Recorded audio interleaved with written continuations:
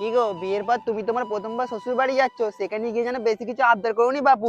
খেতে বসে যেন তুমি ফোর টেবিলে বায়না করোনি, তোমাকে মাটিতে বসেই খেতে হবে। এটা তোমার শহর এলাকা না, এটা গ্রাম্য এলাকা। আরে আমাকে নিয়ে তোমায় ভাবতে হবে না, আমার অফিসেও একটা ক্লায়েন্ট আছে, তার বাড়িও গ্রামে, তার বাড়ি গিয়ে গিয়ে আমার প্র্যাকটিস হয়ে গেছে। সে তোমাকে আমার জানা আছে, তুমি আজ যাই করো না কেন, আমাদের মান সম্মান যেন বজায় থাকে।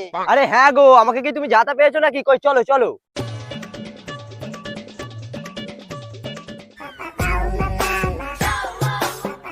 বাবা, খুকি তুই এসে পড়েছিস? আরে জামাই দাঁড়িয়ে আছো কেন? এসো এসো, ঘরে এসো। গিন্নি দেখো, তোর মেয়ে জামাই এসে পড়েছে। মা তুই এসে পড়েছিস? আয় আয় ভেতরে আয়, জামাই তুমি আসো। জামাই গিয়ে বসো, খুকি গিয়ে বস।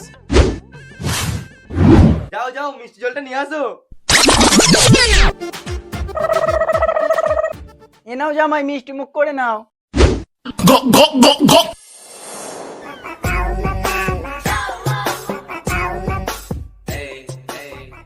অনেক রাত হয়েছে, ফোনটা রেখে এবার ঘুমাও।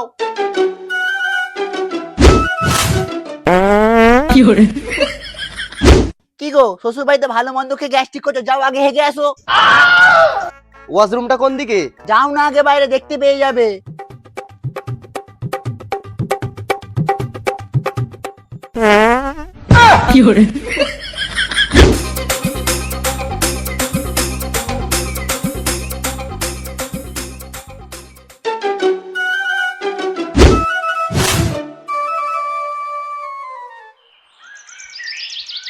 কি গো, একবার এদিকে আসো। কেন কি হয়েছে? এদিকে একবার আসো না। এই দেখো, কে আমাদের উনুনে হেগে গেছে। এ শালা শিওর মাথায় হেগে গেছে, ওরই সব খারাপ, ওকে ডেকে এনে খেলাবো, দাঁড়াও।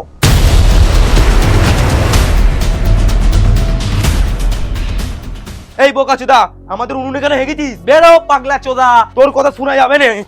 কি গো